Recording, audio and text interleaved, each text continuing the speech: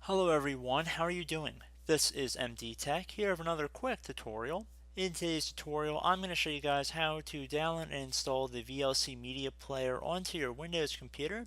So this should hopefully be a pretty straightforward tutorial, and without further ado, let's jump right into it.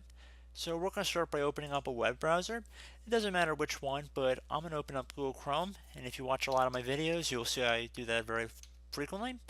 And we're going to navigate over to google.com. And now into Google, you want to type in VLC Media Player, and you want to hit enter.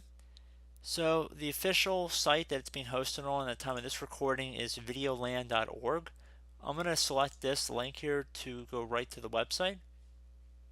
And now on the right side of VLC Media Player, it says it's a free and open source cross-platform multimedia player and framework that plays most multimedia files as well as DVDs, audios, VCDs, and various streaming protocols.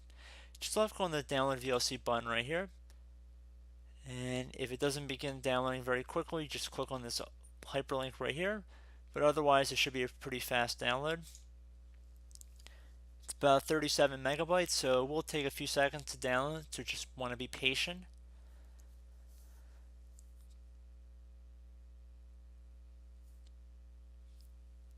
Once it's done downloading, I'm just going to left click on the executable once, make sure to verify publisher in here, and then left click on yes. So install our language, select the language, make sure it's English or whatever language you prefer, and then left click on OK. Select next once you've looked through this, and once you've agreed to the end user license agreement, left click on next again. And I would recommend keeping most of the stuff default in here for like codecs and other important items. So we're just going to select next again, left click on install. This will take another moment, so please be patient.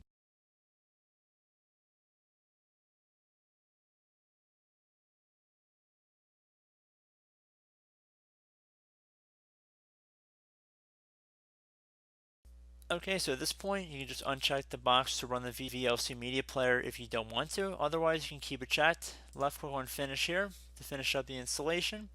And then we have some privacy stuff here, network access. I'd recommend left click on Continue here. And you should be good to go, guys. So I do hope this brief tutorial was able to help you guys out. And as always, thank you for watching, and I do look forward to catching you all in the next tutorial. Goodbye.